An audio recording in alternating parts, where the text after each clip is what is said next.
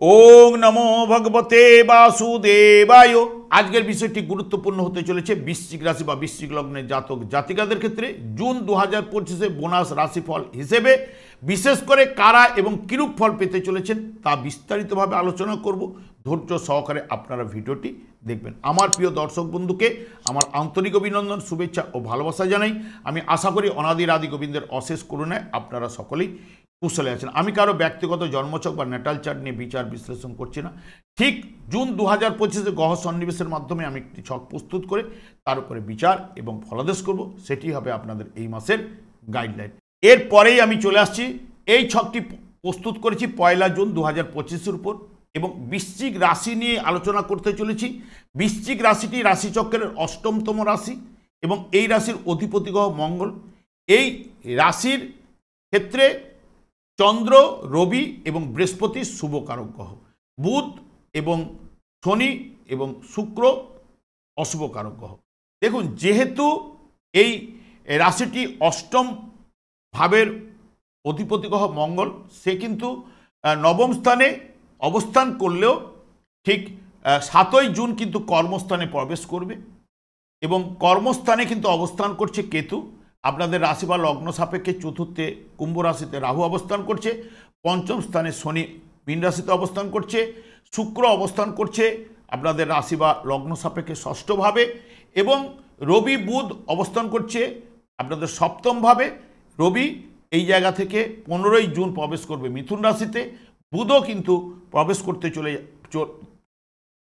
এখানে প্রবেশ করবে 7ই জুন মিথুন রাশিতে।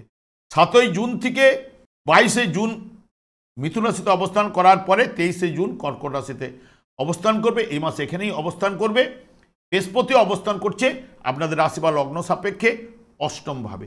যেহেতু আপনাদের রাশি বা লগ্নপতি মঙ্গল এখানে এই মুহূর্তে 7 তারিখ পর্যন্ত বা 6 তারিখ পর্যন্ত যেহেতু নিচস্থ অবস্থায় ভাগ্যস্থানে অবস্থান করছিল, এই কারণে ভাগ্যস্থানে এখানে নিচস্থ দুর্বল থাকায় কিছুটা ভাগ্য বিড়ম্বনা বা দুর্বলতা আপনারা পেয়েছেন। ঠিক কর্মস্থানে কিন্তু প্রবেশ করবে 7ই জুন। কর্মস্থানে কিন্তু শুভফল গোচরে কিন্তু প্রদান করে থাকে মঙ্গল। তখন কিন্তু যদি জন্মকালীন মঙ্গল যদি শুভ থাকলে কাজকর্মের সফলতা, দায় দায়িত্ব বৃদ্ধি, ব্যবসা বাণিজ্যে লাভ এবং সকলের সঙ্গে সুসম্পর্ক, শত্রুহানি, মান সম্মান লাভ, এগুলো কিন্তু মঙ্গল এই কর্মভাবে জন্মকালীন যার শুভ রয়েছে অতি অবশ্যই কিন্তু গোচরে এই ফলগুলো কিন্তু পাবেনি। অশুভ থাকলে কাজকর্মে এখানে অসফলতা, শত্রুতা বৃদ্ধি করবে, মানসিক দুশ্চিন্তা ইত্যাদি ইত্যাদি তখন কিন্তু নিয়ে আসবে। কারণ রাশিভাব তো শারীরিক দিক দিয়ে দুর্বল করতেও পারে, এই জায়গাগুলো কিন্তু নিয়ে আসার জায়গা করবে। তবে এবং মঙ্গল এই জায়গায় অবস্থান করার সঙ্গে তার দৃষ্টি পড়ছে কিন্তু আপনাদের রাশিভাবে এবং ঠিক চতুর্থভাবে এবং পঞ্চম ভাবের উপরে দৃষ্টি থাকছে। যেহেতু এই জায়গায় কারো যদি জন্মকালীন যদি মঙ্গল থাকে বা চতুর্থ ভাব বা পঞ্চম ভাবে যেখানে মঙ্গল দৃষ্টি দিচ্ছে বা এবং মঙ্গল এইখানে গোচরে এখন প্রবেশ করেছে, যদি সিংহ রাশিতে কারো মঙ্গল থাকলে তাদের ক্ষেত্রে কিন্তু শুভফল জন্মকালীন যদি শুভ থাকলে শুভফল কিন্তু আনবেই। এইটুকু আপনাদের বলতে পারি।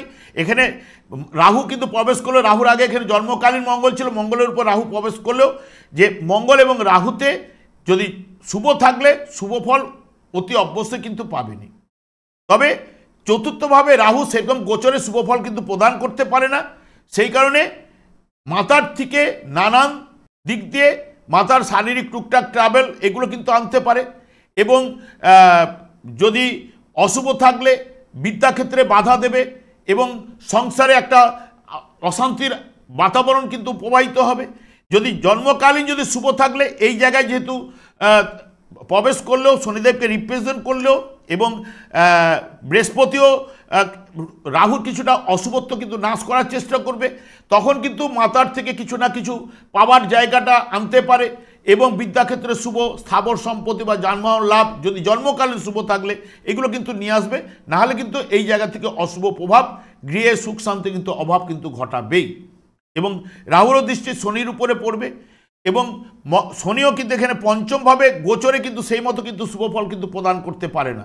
দেখবেন মানসিক চিন্তা, সন্তানের দ্বারা ক্লেশ এবং পারিবারিক ঝামেলা এগুলো কিন্তু নিয়ে আসবে। শুধুমাত্র বন্ধু না, আর্থিক ক্ষতিও করায়, অপমান এবং কলহ বিবাদ ইত্যাদি ইত্যাদি এই শনি কিন্তু গোচরে যদি জন্মকালীন শুভ যদি না থাকলে তাহলে কিন্তু এই পঞ্চমভাবে আপনাদের ক্ষেত্রে কিন্তু পাওয়ার সম্ভাবনা কিন্তু আনবেই। যদি এই জায়গায় ধরুন এটা বৃহস্পতির ঘর, বৃহস্পতি যদি জন্মকালীন এই জায়গায় অবস্থান করে এবং এখন শনি প্রবেশ করেছে, তাদের ক্ষেত্রে কিন্তু শুভ ফল কিন্তু আনবে।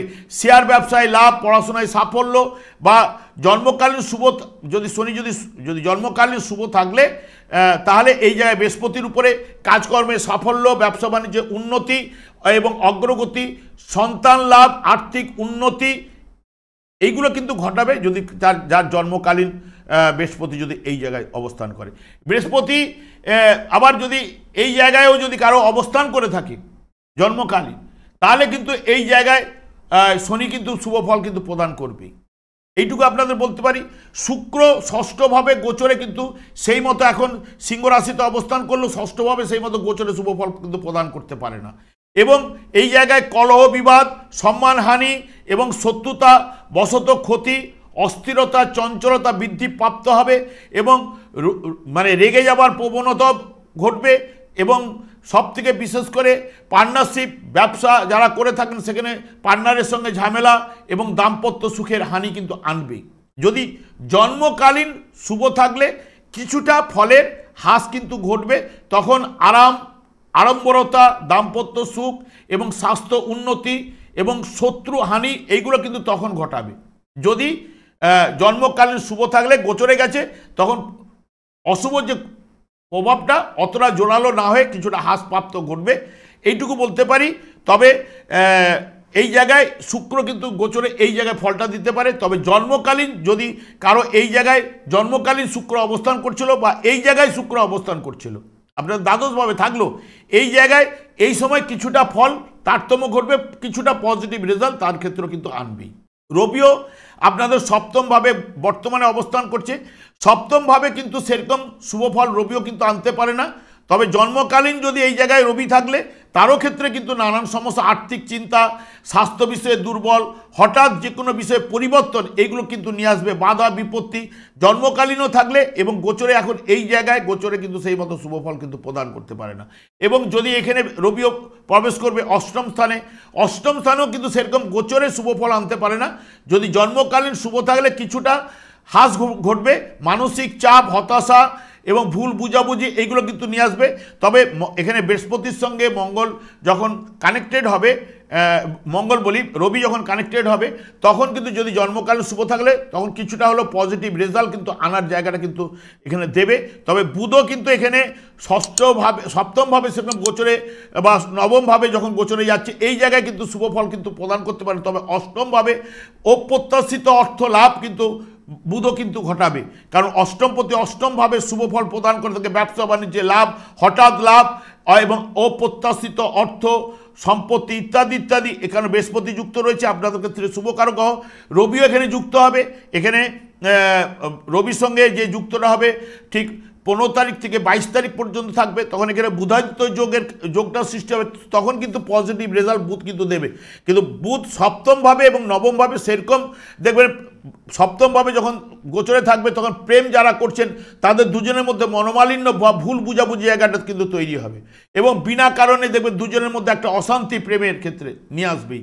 এবং নবমভাবে আর্থিক চিন্তা এই জায়গায় যখন যাবে, আর্থিক চিন্তা, ব্যবসা মন্দা, হতাশা, পিতার দিক দিয়ে শারীরিক টুকটাক ট্রাভেল, এখানে বুধ সেই মতো গোচরে কিন্তু শুভফল প্রদান করতে পারে না।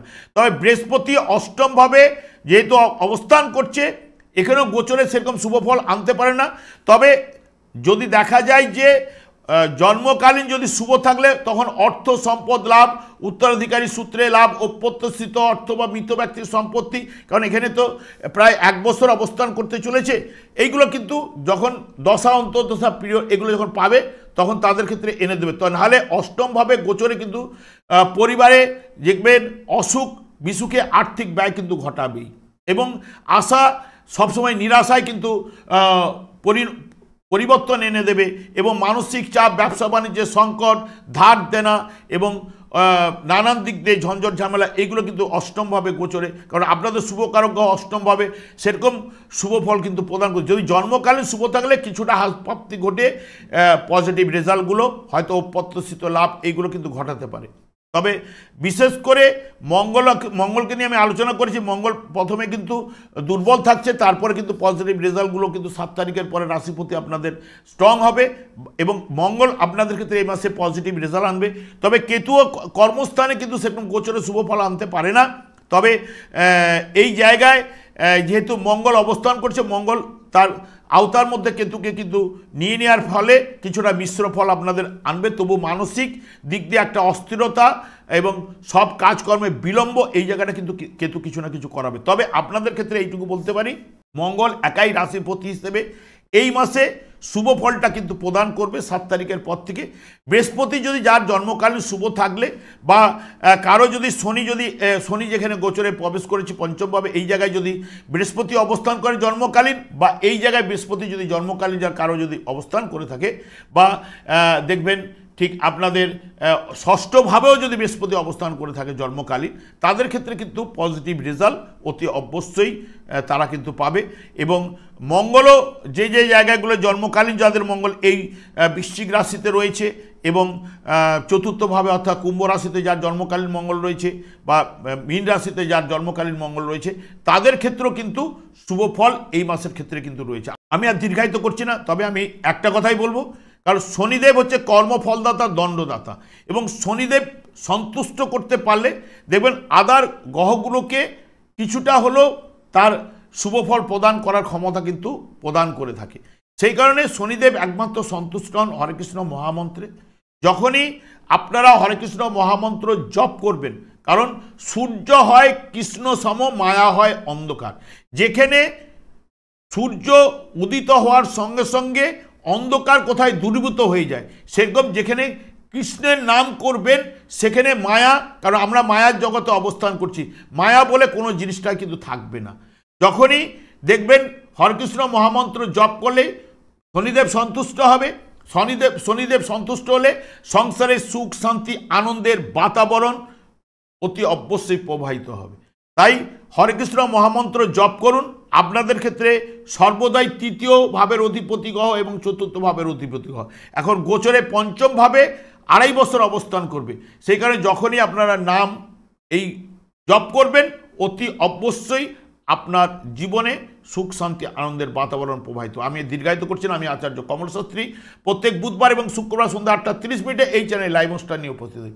ঠিক ওই সময় আমাকে ফোন করলে আপনারা নিজেদের ভাগ্য বিষয়ে জানতে পারবেন। তাছাড়া বিভিন্ন ধরনের ভিডিও আপলোড করে থাকে, সেগুলি পাওয়ার জন্য আমার চ্যানেলকে সাবস্ক্রাইব করে বেল আইকনে ক্লিক করে রাখুন। যখন আমি লাইভ অনুষ্ঠান বা যে কোনো ভিডিও আপলোড করলে আপনাদের নোটিফিকেশন পৌঁছে যাবে। আমি অনাদিরাদি গোবিন্দের কাছে প্রার্থনা করি আপনারা ভালো থাকুন, সুস্থ থাকুন, আনন্দ থাকুন। আজ এই পর্যন্ত, পরের ভিডিওতে দেখা হচ্ছে। নমস্কার।